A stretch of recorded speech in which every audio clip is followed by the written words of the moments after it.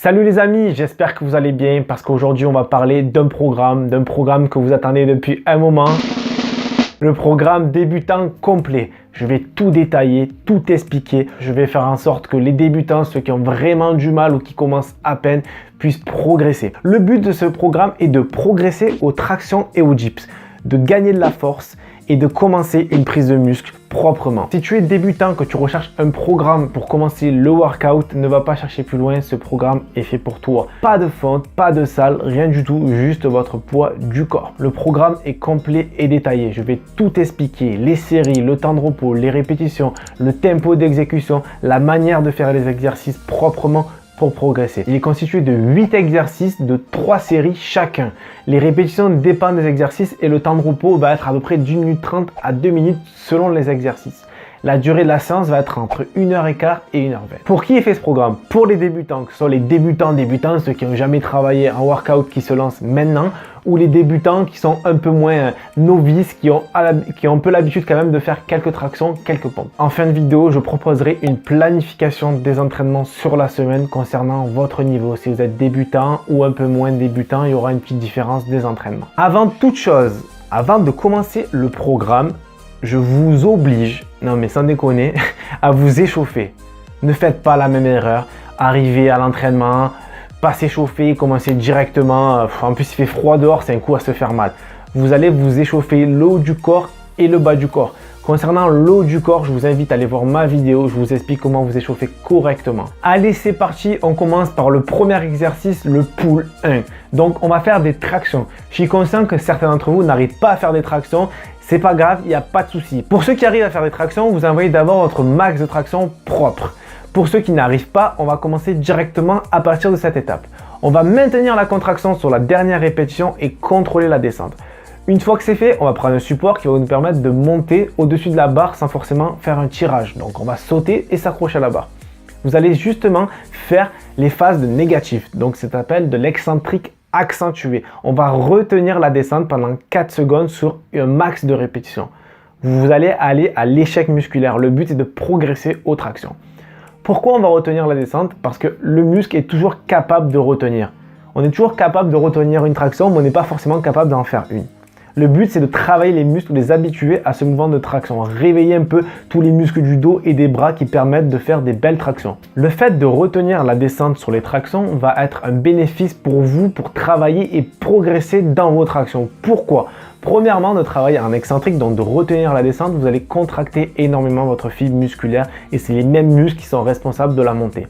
Ensuite, vous allez vous accrocher à la barre. Là, c'est votre grip, vos avant-bras qui vont progresser, qui vont se durcir, qui vont gagner en force. Et ça, c'est très important pour faire des tractions. Au bout d'un moment, vous allez essayer de passer vos premières tractions. Et je vous garantis qu'avant et après ce programme, vous allez réussir à passer vos premières tractions très rapidement et très facilement. Deuxième exercice, le push 1. Ici, on va faire des dips sur le même modèle que les tractions. Donc, si vous arrivez à faire des dips, vous envoyez votre max de dips propre. Si vous n'arrivez pas, on passe directement aux excentriques accentués. On envoie notre max de dips. Une fois que c'est le cas, on descend, on retient la descente, on pose, on saute ou on met un support, ce que vous voulez. Le but, c'est de ne plus faire de la poussée et seulement de la descente. Vous allez exploser vos fibres musculaires et ça va vous former pour faire des vrais dips. Le fait de retenir, vous allez travailler vos muscles pour travailler les dips et progresser petit à petit. Les prochaines fois, au fil des entraînements, vous allez tenter de monter tout seul, sans aide. Et petit à petit, votre fibre va être de plus en plus forte et là, vous allez y arriver. Troisième exercice, les tractions australiennes. C'est notre pull 2. Ici, la hauteur va dépendre de votre niveau. Si vous êtes débutant, que vous avez du mal, plus votre corps va être haut, plus ça va être facile. Plus vous allez être au ras du sol, donc avec des barres un peu plus basses, plus ça va être difficile parce qu'il y aura plus de poids du corps engendré lors de l'exercice. Ici, je me mets en position plutôt haute pour pouvoir faire le mouvement proprement sans forcément me tuer au début. On est débutant, on ne faut pas se faire mal. On est là pour progresser et non pour se faire mal. Je préconise 5 à 6 répétitions. Si vous arrivez à en faire plus, faites-en, mais on retient la descente au maximum. C'est-à-dire qu'on va monter normalement sur 1 seconde, mais la descente, on va mettre du contrôle. Quand j'entends du contrôle, c'est au moins 4 secondes de retenue. Quatrième exercice, le push 2. On va faire des pompes, mon exercice préféré, bien évidemment. Si vous n'avez pas vu ma vidéo sur le placement des pompes, Je vous invite fortement à aller la voir, ça va grandement vous aider pour travailler vos pectoraux avec les pompes. Donc ici, on va faire 10 répétitions contrôlées de pompes. Comme sur le modèle d'avant, on contrôle tous les mouvements pendant 4 secondes. Une fois qu'on a fait nos 10 pompes proprement, on va passer aux pompes déclinées sur le banc. Pourquoi les pompes déclinées? Parce qu'elles sont beaucoup plus faciles que les pompes normales, parce qu'il y a moins de poids du corps qui va être engendré lors de l'exercice. Donc, juste après une série de pompes normales, on a encore la capacité d'envoyer des pompes déclinées. Le but, c'est de brûler, de compléter la série. C'est en quelque sorte un drop set. On va diminuer la charge pour continuer la série. Le but de cet exercice, c'est de gagner en endurance de force. Je veux que vous soyez à l'aise sur les pompes avant de faire quoi que ce soit. On est débutant, il ne faut pas brûler les étapes. On va passer au 5e exercice qui va concerner les bras. Bon, les bras ont déjà bien travaillé sur les tractions, dips et pompes, mais je préfère mettre un peu d'isolation après ce gros bloc pour bien terminer les bras. On va faire un superset, donc on va enchaîner 2 exercices. Je m'explique, on va travailler les biceps. On va faire une flexion de biceps. Là, il est important de viser avec le front. On va pas faire un tirage. Pour rappel, quand on travaille les bras en isolation, c'est un mouvement mono-articulaire. Donc, qui dit mono-articulaire, il y a une seule articulation qui va bosser. Ici, c'est le coude. Vos épaules ne doivent pas bouger, sinon ça s'appelle un tirage et les biceps ne sont pas isolés. Donc, on va faire 5 à 6 répétitions propres de ce biceps curl, poids du corps. En prise serrée de préférence, on contrôle le mouvement, ça va vous piquer sévère. Une fois que vous avez fait votre exercice biceps, vous allez enchaîner directement sans pause avec des triceps extension à la barre. Ne vous mettez pas trop bas, c'est-à-dire sur une barre basse au début parce que ça va être très difficile si vous n'avez pas l'habitude d'en faire. Je mets sur une barre moyennement haute, ça dépend de votre niveau. Vous jaugez en fonction de votre capacité à réaliser les répétitions. Il faut que vous fassiez 6 répétitions, 5 à 6 répétitions propres. Pareil, sur le même modèle que les biceps, on contrôle le mouvement, on travaille proprement, on respire, on est gainé au niveau des abdos et tout ira bien. On va enchaîner maintenant sur les jambes parce que bon, faut pas skipper le leg day, d'accord? Pour les jambes, on va enchaîner des squats avec des fentes en avançant. Premier exercice, les fentes. 20 répétitions propres. On descend voilà, à 90 légèrement en dessous. Les genoux ne doivent pas passer devant la pointe des pieds. On est légèrement en antéversion du bassin pour avoir le dos droit. On regarde droit devant.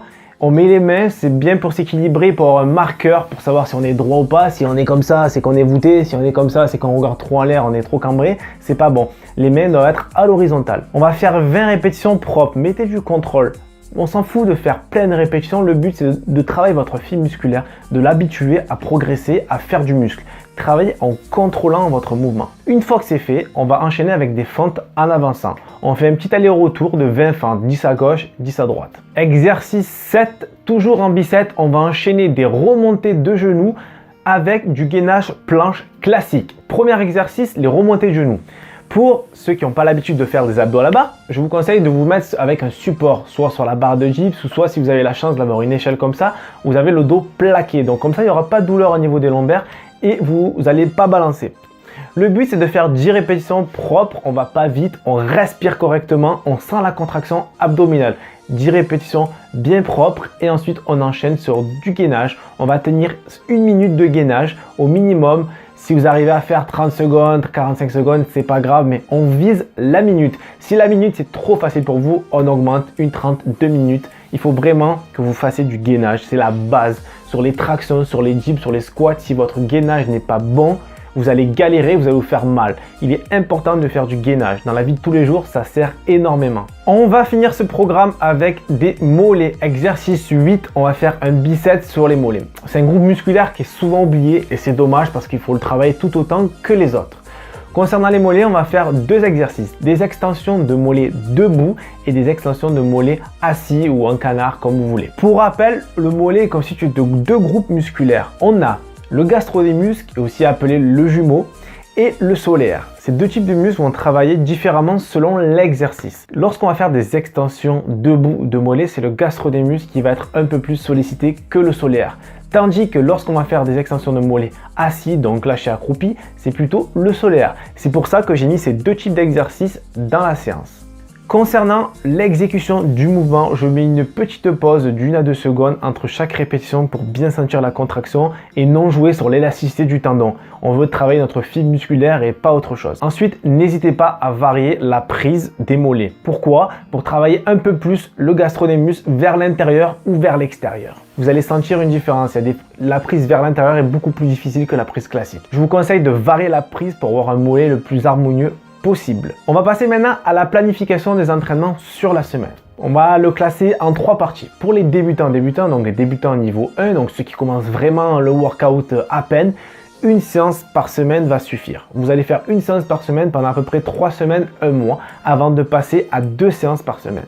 Donc pour les débutants, un peu moins débutants, donc niveau 2, vous allez faire 2 séances par semaine. Il va falloir faire gaffe au temps de repos. Je préconise 72 heures de repos. Donc par exemple, vous allez vous entraîner mardi et vendredi. Ensuite, pour les débutants, on va dire un peu presque intermédiaires qui commencent à faire du workout depuis un petit moment, 3 séances par semaine espacées de 48 heures. Par exemple, lundi, mercredi, vendredi. 3 séances, pas plus. Ne faites pas plus que 3 séances. Vraiment, ça sert à rien. Le programme vient de se terminer. Les 8 exercices pour travailler votre corps entier ont été présentés. J'espère qu'ils vous plairont. Pour rappel, soyez réguliers, dormez bien, mangez bien et les progrès seront au rendez-vous. N'hésitez pas à liker et partager la vidéo et aussi la commenter pour avoir votre avis. C'est important pour moi, j'adore vos retours et c'est grâce à ça que je fais des vidéos par la suite. C'est en fonction de ce que vous me demandez. Je n'ai pas inventé, je fais en fonction des besoins. Je profite de cette dernière vidéo de l'année et oui déjà pour vous souhaiter de bonnes fêtes. Profitez bien de votre famille, c'est le plus important. On a tendance à l'oublier. Il n'y a pas que l'entraînement dans la vie. Profitez de votre famille, mangez, buvez avec modération. Non. Profitez, lâchez-vous et on se retrouve en janvier 2019 en forme pour attaquer une nouvelle année et tout défoncer. Sur ce, bye!